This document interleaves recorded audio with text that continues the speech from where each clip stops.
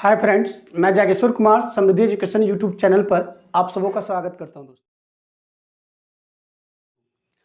दोस्तों Indian polity के series में हम लोग नेक्स्ट वीडियो लेकर आपके बीच उपस्थित हैं।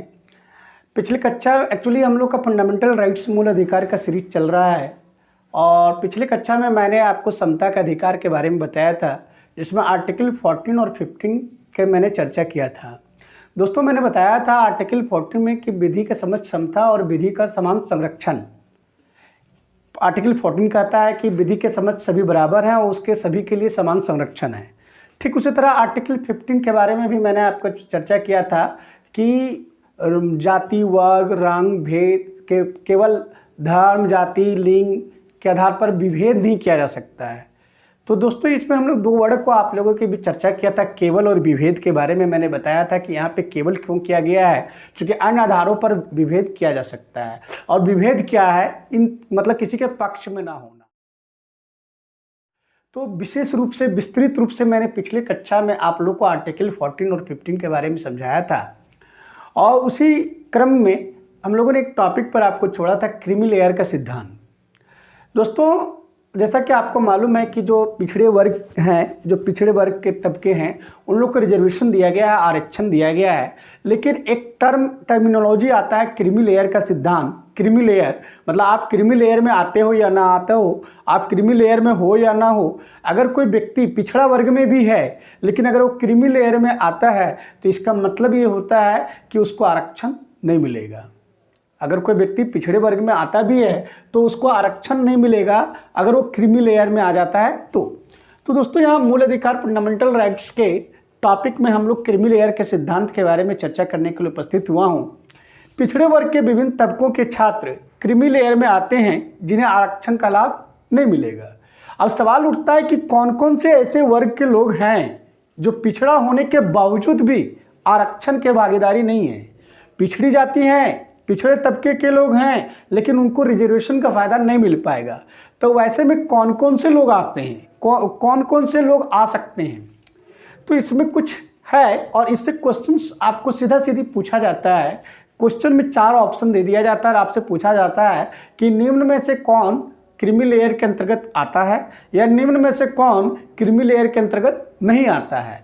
तो आपको जो जो नहीं आता है, जो जो क्रीमी लेयर के अंतर्गत आता है, अगर आप याद कर लीजिएगा तो बाकी क्रीमी लेयर के अंतर्गत नहीं आता है। तो अब देखना है कि क्रीमी लेयर के अंतर्गत कौन कौन आते हैं। पहला, संवैधानिक पद धारण करने वाले व्यक्ति। वैसे व्यक्ति जो संवैधानिक पद धारण किए हो, जैसे राष्ट्रपति हो, उपराष्ट्रपति हो, राज्यपाल हो, मतलब जो संवैधानिक पद है, मतलब संविधान में जिस पद की चर्चा है उस पद पर आसीन व्यक्ति क्रीमी लेयर में आते हैं और उनको आरक्षण नहीं मिलेगा, भले वो पिछड़े वर्ग का ही क्यों ना हो। दूसरा है वर्ग ए तथा बी, वर्ग ए के ऑफिसर्स, दूसरा वर्ग बी के क्लास 2 के ऑफिसर। इन लोग जो ऑफिसर्स होते हैं इन लोग भी क्रीमी लेयर में आते हैं और इन्हें भी रिजर्वेशन का लाभ नहीं मिलेगा। सेना में, यहाँ पे निजी कंपनियों में कार्यरत अधिकारी, मान लीजिए निजी कंपनी को है, प्राइवेट कंपनी है, प्राइवेट ऑर्गेनाइजेशन में है, उसमें 2nd क्लास के अगर कोई ऑफिसर है तो वो भी क्रीमी लेयर में आएगा। मतलब निजी कंपनी को भी इसमें शामिल किया गया है, उसके भी स्टाफ, उसके भी ऑफिसर जो हैं वो क्रीमी लेयर में आते हैं और वो अगर पिछड़े वर्ग के हैं तो उन्हें भी रिजर्वेशन नहीं मिलेगा। तीसरा जो है सेना में कर्नल या उससे ऊपर के रैंक के अधिकारी, मतलब जो मिलिट्री होता है, आर्मी होता है, उसमें आप जाएंगे तो जो कर्नल होता है या कर्नल से ऊपर के जितने भी ऑफिसर हैं वो सारे क्रीमी लेयर में आएंगे। नेक्स्ट डॉक्टर, अधिवक्ता मतलब एडवोकेट, वकील, इंजीनियर, कलाकार, लेखक, सलाहकार, ये सारे लोग हैं क्रीमी लेयर में आते हैं, इन्हें भी आरक्षण नहीं मिलेगा।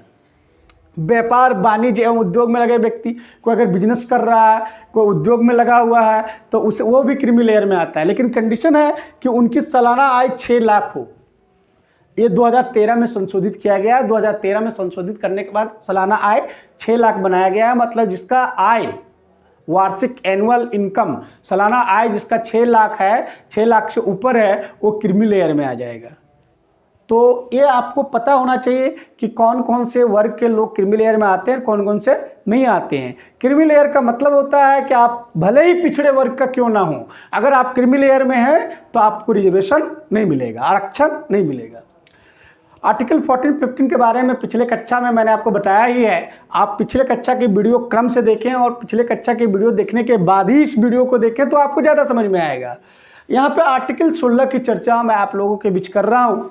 आर्टिकल 16 कहता है, जैसा कि आपको बताया कि समता का अधिकार जो है, राइट ऑफ इक्वलिटी जो है, वो आर्टिकल 14 से आपका 17 तक है, 14, 15, 16, 18 तक है। 14 से 18 तक आपका आर्टिकल ये आपका है 14 to 18 जो है समता का अधिकार है, 14 to 18।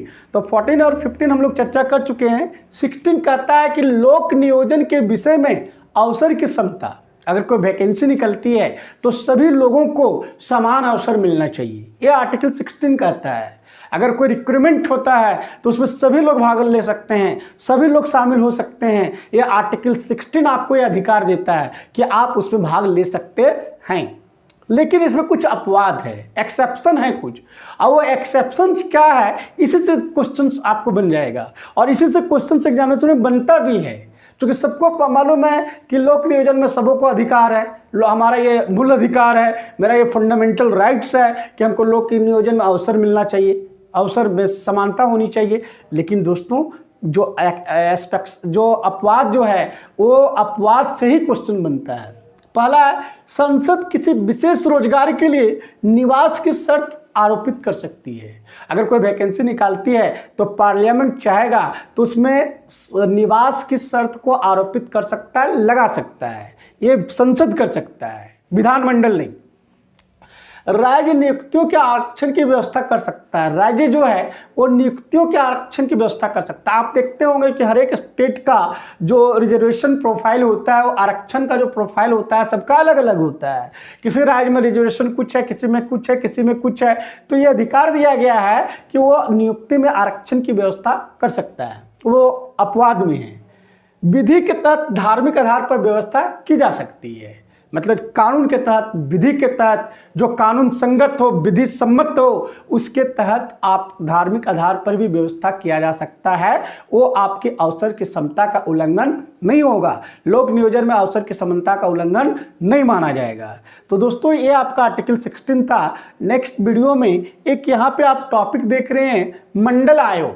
बहुत फेमस, बहुत चर्चित रहा मंडल आयोग, मंडल कमीशन बहुत फेमस रहा। इस पर बहुत तरह का डिबेट चला, बहुत तरह की तर्क वितर्क हुआ।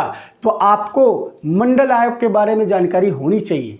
मंडल आयोग क्या है, मंडल आयोग कैसे आया, मंडल आयोग में क्या सिफारिशें की गई, क्या क्या सिफारिशों पर अमल हुआ, इन तमाम बातों को हम लोग अगले वीडियो में देखेंगे मंडल आयोग के साथ। तो प्लीज़ अगर आपके पास बुक है तो मंडल आयोग आप निकाल कर उसको एक बार देख सकते हैं, पढ़ सकते हैं, और ताकि मैं जब मंडल आयोग के बारे में आपको बताऊं तो आपको बेहतर तरीके से समझ में आ जाए। तो दोस्तों अगर ये वीडियो पसंद आ रहा है तो प्लीज़ लाइक कीजिए, सब्सक्राइब कीजिए और अपने दोस्तों को, अधिक से अधिक दोस्तों को शेयर कीजिए, ताकि यह वीडियो उन तमाम स्टूडेंट्स के पास पहुँच जाए जो घर बैठे तैयारी कर रहे हैं या बाहर नहीं जा सकते हैं या आर्थिक समस्या है। वैसे स्टूडेंट्स के लिए काफ़ी फ्रूटफुल होगा दोस्तों, काफ़ी फायदेमंद होगा।